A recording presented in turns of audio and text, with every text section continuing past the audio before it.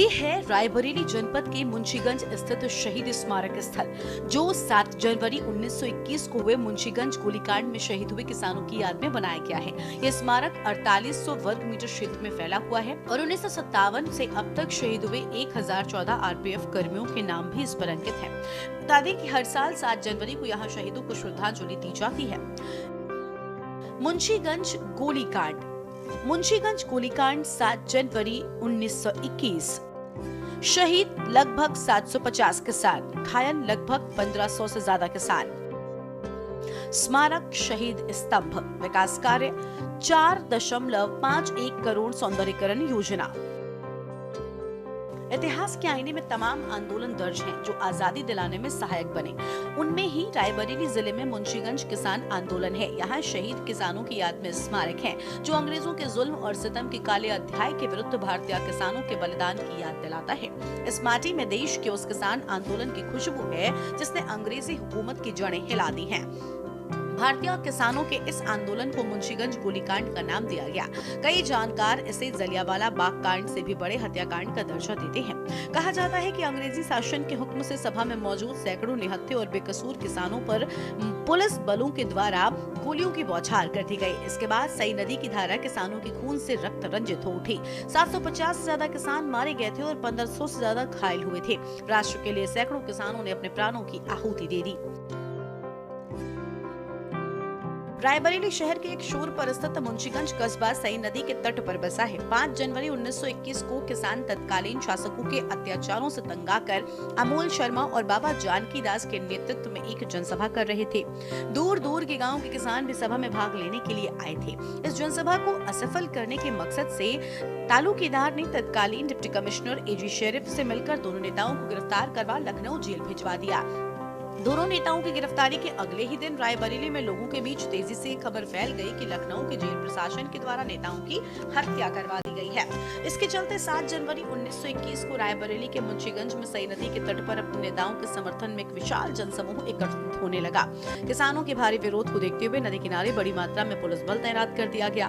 रायबरेली में उपजे हालात की गंभीरता को भांपते हुए जवाहरलाल नेहरू ने भी मुंशीगंज का रुख किया, लेकिन पहुंचने से पहले ही कलेक्टर परिसर के नजदीक उन्हें रोक दिया गया।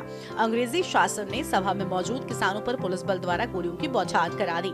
इसके बाद सई नदी की धारा किसानों के खून से लाल हो गई। 750 से ज्यादा किसान इस नरसंहार में मारे गए थे और 1500 से ज्यादा हताहत हुए थे।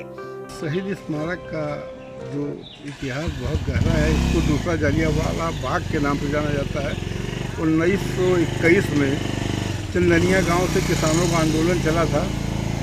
जो यहाँ आया था तो इसी पुल के ऊपर जो है अंग्रेजी सेना के कारिंदों के द्वारा उनके ऊपर गोली चलाई गई थी, जिसमें सई नदी का पानी खून से वीरों के लाल हो गया था। आज की स्थितियाँ क्या है इसकी? आज की स्थिति की थोड़ा सा शासन ने इसको बेहतर बनाने का प्रयास किया, लेकिन अभी इसको और बेहतर करने की आवश्यकता है। अभी भी इसमें बहुत सारी कमियां हैं, गंदगी रहती है, साफ़ सफाई पर ध्यान नहीं दिया जाता है। आज बहुत सारी चीज़ें हैं। बेहतर व्यवस्था हुई है। राष्ट्र के प्रति प्रेम सरकार का है। सरकार ने बहुत अच्छा काम किया है और बहुत पैसा शहीद स्मारक के लिए दिया गया है। शहीदों के लिए, बलिदानियों के लिए हमारी सरकार ने बहुत कुछ किया है और अब ये देखने लायक है कि शहीद स्मारक अच्छा बना है। और ये जब भी देश प्रेम और राष्ट्र प्रेम की बात आती है तो ज़रूर एक बार ये कहा जा सकता है कि हाँ, योगी सरकार ने इस में बहुत काम किया और काम करने की आवश्यकता भी थी, क्योंकि हमारा देश बलिदानियों का देश है। यह राष्ट्र, समूचा राष्ट्र सिर्फ अगर आज अपने अस्तित्व में वापस लौटा है और अस्तित्व में है तो सिर्फ हमारे शहीदों के लिए, शहीदों और बलिदानियों की बदौलत है। हमारी ये धरती लाल हो गई थी 1921 में, जब 7 जनवरी 1921 में जब यहाँ शहीदों बलिदानियों ने अपना खून बहाया तो उसकी गाथा हमें 15 अगस्त स्वतंत्रता दिवस के अवसर पर हम उसकी गाथा गाते हैं और यह देश बलिदानियों का है। हम बहुत शुभकामनाएं देते हैं राष्ट्रवाद के प्रति और देश के प्रति प्रेम रखने वाले और शहीदों के प्रति प्रेम रखने वाले। इनकी पताका सदैव फहराती रहे। मुंशीगंज कस्बे को लोग कहते हैं कि मुंशीगंज गोलीकांड भारतीय स्वतंत्रता संग्राम की ऐतिहासिक परिस्थितियों की वो अंगड़ाई थी जिसे सई का जल और सैकड़ों किसानों का तर्पण प्राप्त हुआ। इसीलिए ये कांड उस काल से ही जंग आजादी की अजर अमर गाथा बन गया। बता दें कि मुंशीगंज गोलीकांड का ही नतीजा रहा कि गुलामी के खिलाफ अंग्रेजों के विरुद्ध बिगुल फूंक चुकी कांग्रेस सिर्फ तालुकेदार और जमींदारों तक सीमित न रहकर अन्नदाता और मजदूरों की पार्टी का रूप ले चुकी थी।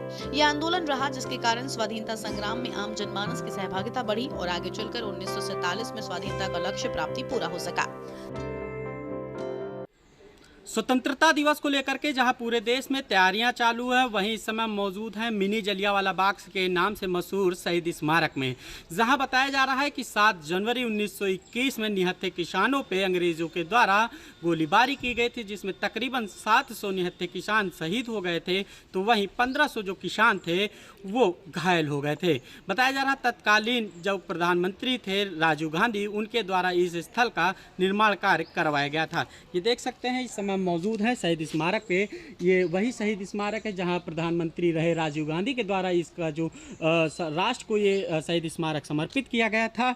और बताया जा रहा है कि यहाँ पे निहत्थे किसानों पे अंग्रेजों के द्वारा गोलीबारी की गई थी। वही 15 अगस्त को लेकर के यहाँ पे प्रशासन पूरी तरह से मुस्तैद दिखाई दे रहा है। दूसरी ओर तस्वीरें दिखाना चाहेंगे आपको, जहाँ पे जिला प्रशासन की ओर से पूरी तैयारियाँ कराई जा रही हैं, क्योंकि 15 अगस्त अब समीप है, तो कहीं ना कहीं प्रशासन भी पूरे मामले को लेकर के पूरी तरह से मुस्तैद दिखाई दे रहा है। बताया जा रहा है कि किसानों के ऊपर अंग्रेज़ों ने गोलीबारी की थी, जिसके बाद इसमें सैकड़ों की संख्या में यहाँ पे किसान शहीद हो गए थे।